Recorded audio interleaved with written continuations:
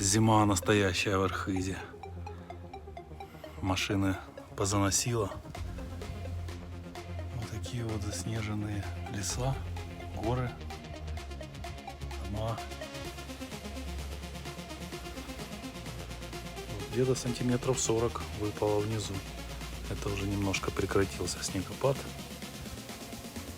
Опять мы не катаемся, закрытые канатные дороги.